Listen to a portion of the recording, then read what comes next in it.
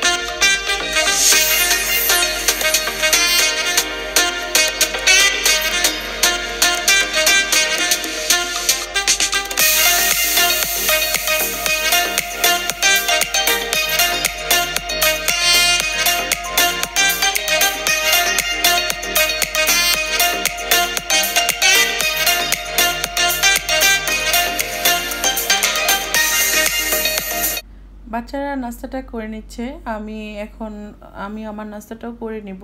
আমি আমার বাচ্চাদেরকে খাইয়ে এদেরকে পড়তে বসিয়ে দিয়েছি, যেহেতু ওদের পরীক্ষা চলছে। তো আমার মেয়েটা কফি পছন্দ করে, তাকে আমি কফি বানিয়ে দিয়েছি। আর এদিকে আমি আমার নাস্তাটা আমার বেডরুমে নিয়ে এসেছি। আমি সবসময় আমার বেডরুমের টেবিলে বসেই নাস্তাটা খেতে পছন্দ করি। তো আমার বেডরুমে আমার নাস্তাটা নিয়ে এসে এখন আমি নাস্তাটা খাচ্ছি। নাস্তা খাওয়ার পরে আজকে বাহিরে আমার বেশ কিছু কাজ আছে, তো সেগুলো আমাকে শেষ করতে হবে। যেহেতু শনিবার থেকে মেয়ের পরীক্ষা, আজকে আমি যে তার এডমিট কার্ডটা নিয়ে আসবো, এডমিট কার্ডটা আনা হয়নি ভুলে। এডমিট কার্ডটা নিয়ে আমার কিছু কেনাকাটা আছে, আমি সেগুলো ইনশাল্লাহ আপনাদের সাথে শেয়ার করব। আমি আজকে কোথায় যাচ্ছি আর কি করছি।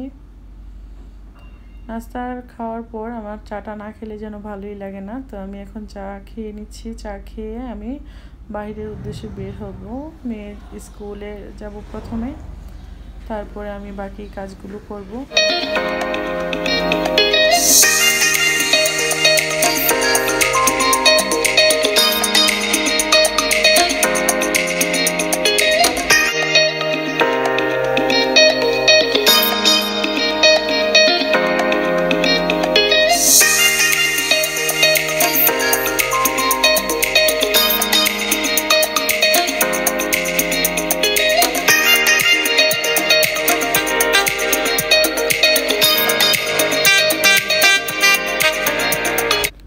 স্কুলে এসে আমি বেতন আর পরীক্ষার ফিটা দিয়ে আমি এডমিট কার্ডটা নিয়ে চলে আসলাম একটা শপিং মলে। এখান থেকে আমি কিছু জিনিসপত্র আজকে কেনাকাটা করব। এখানে বাসার প্রয়োজনীয় সব ধরনের জিনিস পাওয়া যায়। জিনিসগুলো দেখতে খুবই সুন্দর আর আনকমন, দামগুলো রিজনেবল, তাই এখান থেকে আমি সব সময় শপিং করার চেষ্টা করি। তবে আশেপাশে আমাদের এলাকায় অনেক সুন্দর সুন্দর শপিং মল আছে, যেগুলোতে নাকি অনেক ভালো ভালো জিনিসপত্র পাওয়া যায়। এখানে সবজি থেকে শুরু করে ঘর সাজানোর জিনিস থেকে শুরু করে বই খাতাপত্র সব ধরনের জিনিস আছে। তবে আমি পুরোটা ঘুরে দেখাবো না, আমি যেহেতু আজকে সিরামিক্সের জিনিস নেব, তো আমি এগুলো থেকে কিছু জিনিস আমি আপনাদেরকে দেখাচ্ছি। তো ভিউয়ার্স সঙ্গেই থাকুন।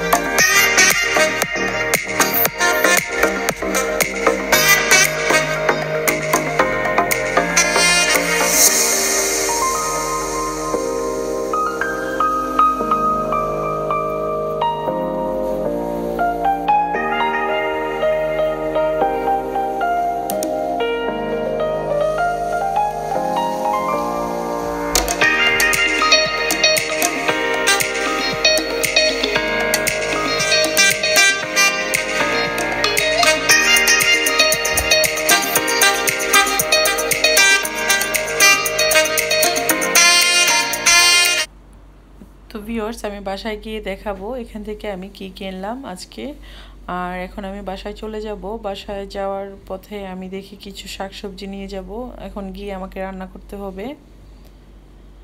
আমি এখান থেকে কিছু সবজি নিব, নিয়ে আমি বাসায় গিয়ে রান্না করতে হবে, তাই আমাকে একটু তাড়াতাড়ি কাজগুলো এখন সেরে নিতে হবে, যেহেতু এখন 11টার মতো বেজে গিয়েছে।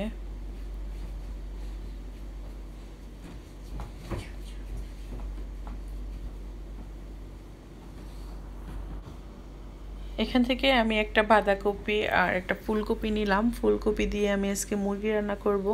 তো ভিউয়ার্স আমি সেটা আপনাদের সাথে শেয়ার করব ইনশাল্লাহ। এখন আমি বাসার উদ্দেশ্যে রওনা করলাম।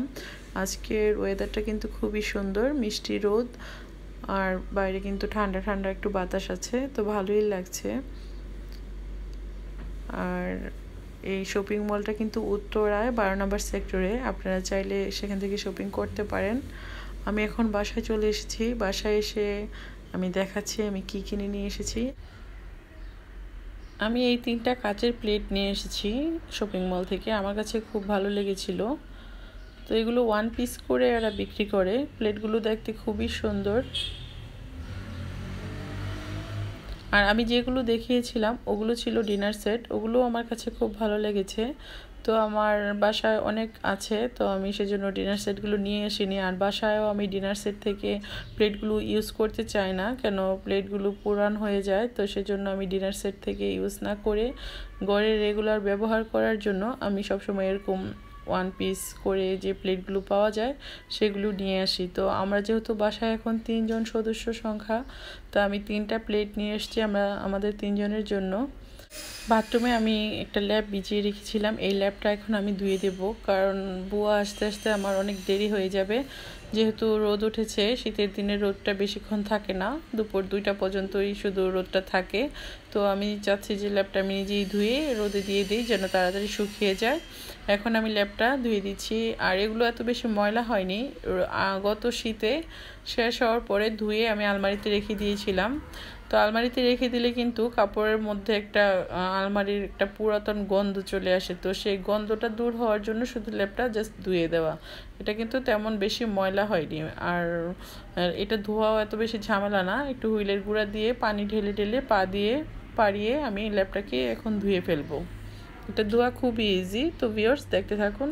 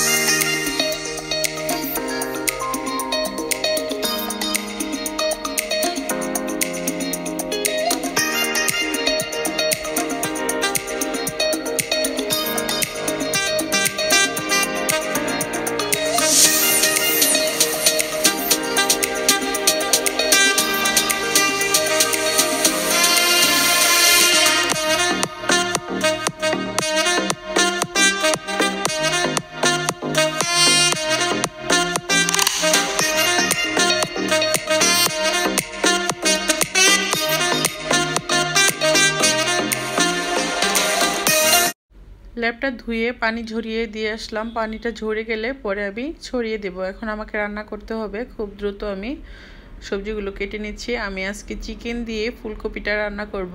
এটা খেতে কিন্তু খুবই টেস্টি। আর ফুলকপিগুলো যেহেতু এখন বাজারে নতুন এসেছে, শীতকালীন সবজি, এমনিতেও খুব ভালো লাগে। আর চিকেন দিয়ে রান্না করলে তো অসাধারণ হয়। তো আমি এই রেসিপিটা আপনাদের সাথে শেয়ার করব। আমি ফুলকপিগুলো কেটে নিচ্ছি আর চিকেনটাও কেটে নিব। ফুলকপিগুলো কাটা মোটামুটি শেষ। এখন আমি চিকেনগুলো কেটে নিচ্ছি। চিকেনগুলো কেটে ধুয়ে পরিষ্কার করে আমি তরকারিটা বসিয়ে দিব। আরেক চুলায় বসিয়ে দিব ভাত, যেহেতু আমার একটু সময় দেরি হয়ে গিয়েছে। এখন প্রায় 12টা 12:30টার মতো বেজে গিয়েছে। আমার রান্নাটা খুব দ্রুতই করতে হবে। আর আমার আগের দিনের কিছু তরকারি আছে, তাই আমি আজকে তেমন বেশি কিছু রান্না করব না, শুধু চিকেনটাই রান্না করব ফুলকপি দিয়ে, আর ভাত রান্না করব। এই তো।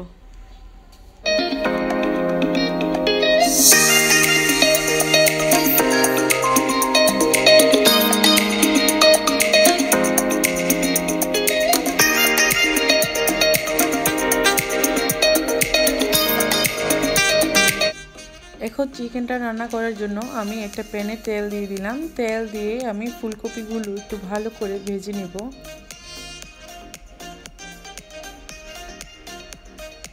অল্প পরিমাণ হলুদ আর অল্প পরিমাণ লবণ দিয়ে আমি ফুলকপিটাকে হালকা ব্রাউন করে ভেজে নিব। এতে করে কিন্তু তরকারিটা খেতে খুবই ভালো লাগে।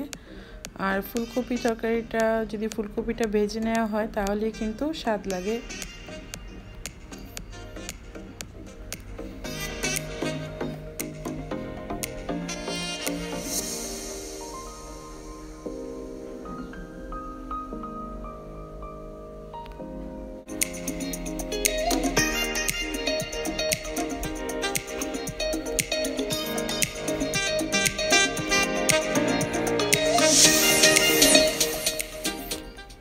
ফুলকপিটা ভাজা হয়ে গিয়েছে। আমি ফুলকপিটা নামিয়ে ওই প্যানেই তেল দিয়ে এখন কিছু পেঁয়াজ কুচি ভেজে নেব।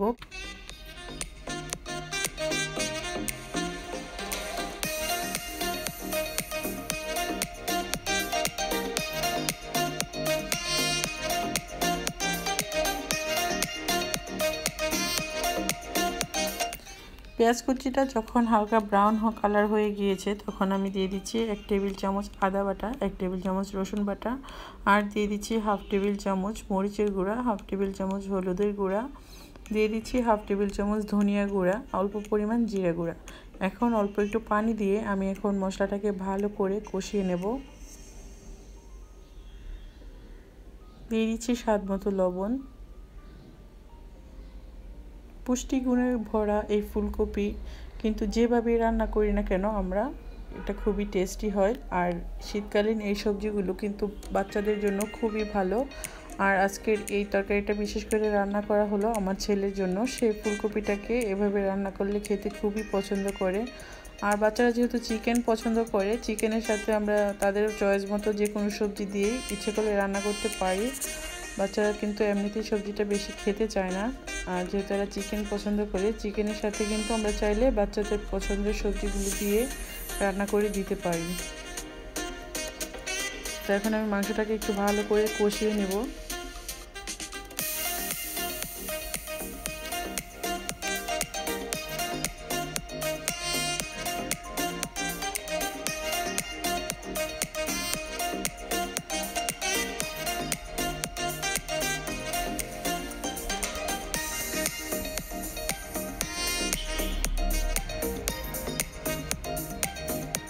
এখন অল্প পরিমাণ পানি দিয়ে আমি মাংসটাকে আরেকটু কষিয়ে নেব।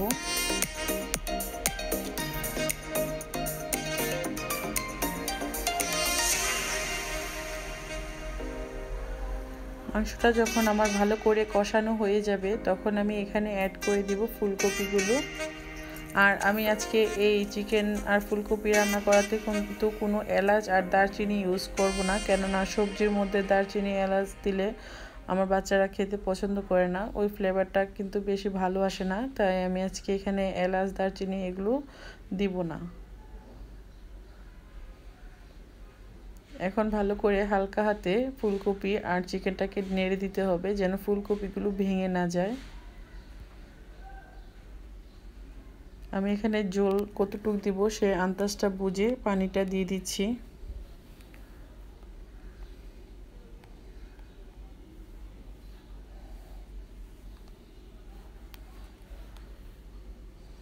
আমি অপর পাশে ভাতটা বসিয়ে দিলাম।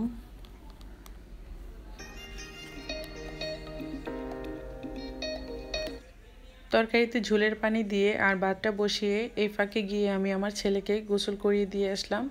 তো আমি ভাত হয়ে গেলে আমার ছেলেকে ভাতটা খাইয়ে দেব। সে ছোট মানুষ যেহেতু তাকে আমি আগেই খাইয়ে দিই। তাকে খাইয়ে দিয়ে আমি নামাজ পড়ে তারপরে আমার মেয়ের সাথে আমরা একসাথে লাঞ্চ করি। তো আমার রান্না মোটামুটি শেষের দিকে।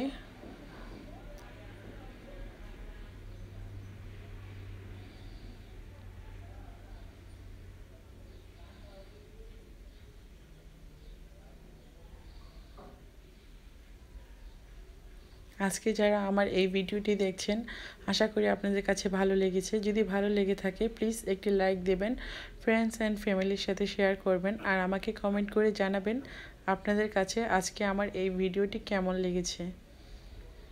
আমার রান্নাটা হয়ে গেছে, এখন আমি আমার ছেলেকে খাবারটা খাইয়ে দেব। তাকে খাইয়ে দিয়ে আমি নামাজ পড়ব, নামাজ পড়ে তারপর আমার মেয়েকে নিয়ে আমি একসাথে লাঞ্চ করব। তো আজকের ব্লগটা আর বেশি বড় করব না, এখানেই বিদায় নিচ্ছি। আল্লাহ হাফেজ।